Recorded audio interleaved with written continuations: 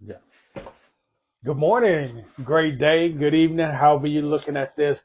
Welcome to another segment in which we talk about the top 10 distinctions between entrepreneurs and employees. I am Alan Smith, and to my left is my beautiful, wonderful wife, Carrie Smith. Great morning, great, fantastic, and amazing morning. We are so excited to bring you some amazing information. I hope that this brings you value. And we are held right here in Bridgeview, Illinois. It is a beautiful day today. Of course, I'm going to say every day is a beautiful day because we have woken up and God has made it amazing. So today we just want to continue in our 10-week journey in which we're going to discuss the difference between employees and entrepreneurs. We're today on distinction number 9. So we're going to talk about that, give you some information regarding that, and foster some discussion. So as you watch this, if you're watching live, let us know that. If you're watching the replay, put in hashtag replay. But let us know your thoughts, your suggestions, your comments regarding what we have to talk about today. Yes. So our topic on today is um, how do entrepreneurs view failure and how do employees view failure? Our segment title is Failure, Friend, or Foe? Embracing an entrepreneur mindset. So that's where we're going to get started today. Okay. The employee versus entrepreneur mindset on failure. So I would say today we're talking about employee often see failure sometimes as negative. So what do you think about that? We have all experienced that. As growing up, we were taught to go to school, get a good job, or get an education so you can get a good job. And often in the workplace, people do just enough to get by, enough not to get fired. Whereas the companies, they pay you just enough to keep you from quitting. So a lot of times employees do not have that buy-in where they're all into the job and doing what they need to do for the company or organization. So often when something happens, it's easy to say, that's not my job. That's not my fault. I'm not responsible. If something goes wrong, employees look like this is something that may get me fired or may get me in trouble. There's a different mindset there with employees compared to on the other side with entrepreneurs. Entrepreneurs, on the other hand, view failure as something that they can learn from. It's an opportunity to do something better. Yes, because entrepreneurs do have a different mindset. A lot of times when they fail, they was like, well, I got to get up and try it again because they look at failure as, okay, this is another time. This didn't work this way, so let me try it this way. So they look at failure as an opportunity to do it again and to learn from that mistake. Whereas employees don't do that. They be like, like Alice said, they be Yeah. like, no, because we've been there where we was afraid that, okay, I'm going to get fired if I do this. Or should I do that? But it is so amazing how entrepreneurs got that never quit, never end thought process. And I just love that. It's a whole new process because as employees, I know one place I worked where if somebody did something that typically there was a rule that came out and everyone knew that that rule was for that certain person who did something that didn't go with what the job wanted or something that somebody got in trouble. Say like if Al did something wrong, then it's the Al rule. So that keeps employees fearful. And when you're fearful, you tend to get stagnant. Instead of going out doing the extra, taking ownership, you want to just slide by. We all know people who work a job next to you where you're doing the work. They're just doing just a little to get by, if anything, but then the pay is the same. Entrepreneurs, it's just different because you just embrace the process. Every failure is an opportunity. Okay, so now we're going to talk about reframe, how we refrain as employee versus entrepreneur, how we refrain from failing. So it says, we talk about two separate personal identity. From failure itself to fail as a project doesn't mean you are a failure. So what they're saying is, if you aren't working on a project and you fail at that project, that doesn't mean you're a failure. But a lot of employees view, or a lot of bosses will tell you, if you didn't do that project right, that's a failure. But realistically, what would you think? Absolutely, because just because something doesn't work, it doesn't mean that you're a failure. I just mentioned a minute ago how I worked at a place where somebody did something, that was a rule that came out, and typically that rule was attached to that person. In a situation like that, obviously the person would look at himself or herself as a failure. But that's not the case. Failure just means that whatever you were trying to do in this situation did not work, which means that there has to be a better way of doing it, or another way. It could be from anything, but don't let that get attached to you. Often employees look at it's a stigmatism, and it is attached to them like, I failed, so they don't want to try again.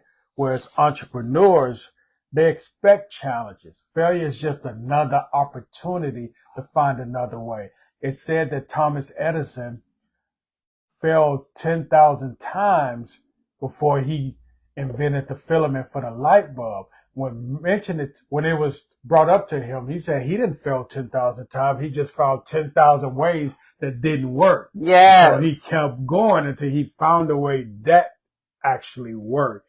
And as entrepreneurs, that's what we do. When we see failure, that just means, okay, there's another path or something else that I have to try. Yes, that is so right. Because as an entrepreneur, it's a journey. And as we always say, it's a journey to learn how to do things. It's a journey and a privilege to fail, because we celebrate that failure, because that means we're getting to the next step. Because even like when we're constantly talking to people, like I tried a recipe and that recipe didn't work, and somebody's like, oh, that was not good. I take that into consideration and really say, okay, let me revamp this recipe so this can work better, or so it could taste better. And the other day I did a recipe, and my family was like, what are you making? I say a concoction. And they know that whenever I say a concoction, because it does not have a name on it, that means that I'm trying something new, and it could be a win or it could be a fail, but a lot of times it'd be a win. So it's like you're accepting a challenge. You're one step closer to achieving your goal when you have a failure. So that's why entrepreneurs, they embrace it. We look at it like, okay, there's something else I need to do. People like Steve Jobs, he was a co-founder of Apple, and he got fired from his company that he co-founded. He went somewhere else. He came back, and when he came back to Apple, he brought out the iPhone, the iPad, and so many things that we all are using now. And chances are you may be watching this on an iPhone or looking at it on an iPad. But he persevered. Oprah, she was told that she didn't look like the typical person for TV. And she built $1 billion mogul empire because she didn't give up. She didn't view it as failure. She looked at it as a challenge and an opportunity to go into a different market, to reinvent herself, and to just continue to do things. And as entrepreneurs, that's what we embrace. And those are practical tips on how to develop that entrepreneur mindset, on how to adapt even from failure. So that means reinvent yourself, redo whatever you try to do. Don't give up, don't quit, don't give in, because when you quit, like that man with the hammer, they say 10 feet to goal. Yes. Like he was reaching, trying to get that hammer to that goal, but he quit. And he was only 3 feet away from the goal. You don't be like him. Don't quit. Don't give up. As an entrepreneur, you must continually press towards your goal and keep that goal right in front of you. But as a employee is just gonna say, I quit. I'm not doing this, because I know when I was an employee, I quit every day. I say I quit this job every day. It was a few times I say I didn't quit, but I would say I quit every day. Why? Because the mentality and the burden of the repetition, the pain of really working so hard and not being recognized for all the work that you do. That is a hard part. That's a hard pill to do. Being passed over for promotions repeatedly. You looking like, oh my God, I've done everything that they wanted me to do. I've pushed, I worked hard, but there is no promotion in sight. And you're starting to really wonder why there's no promotions in sight as an employee, because they only want you to do enough. They only want you to do all the work. They don't want you to get ahead. They don't want you to see everything. They don't want you to see or get to the top, because that might be their position. I'm like, really? We all Really? can relate. Can you relate to them? Drop that in the chat if you relate to what we're talking about as far as employees and viewing things as failure, because nobody wants to be seen as a failure, but often it's just the way things are. But there's a different way. When you become an entrepreneur, you have the opportunity to give yourself raises, to give yourself promotions, to be your own boss, to associate with like-minded people, and that goes a long way. So to get out of feeling like a failure, surround yourself with mentors, with people who are successful, with people who are where you want to be. If they've already gone through that journey, they're there and they can guide you. They can encourage you when you may feel discouraged. And as always, we're not bashing employees, because we were employees. In fact, we did that for 30 plus years. Yes, 30 yes. plus years. And some people, that's what they enjoy, and that's fine. We're just giving you discussions between employees and entrepreneurs and tips to navigate. And it's just a discussion that we're having. So drop in the chat So I your want you, experiences. yeah, I want you all to think about a time where you failed and the lessons you gained from that failure, and share with us how you overcame those failures. And we would love to hear about it, because we know we have our own personal experience.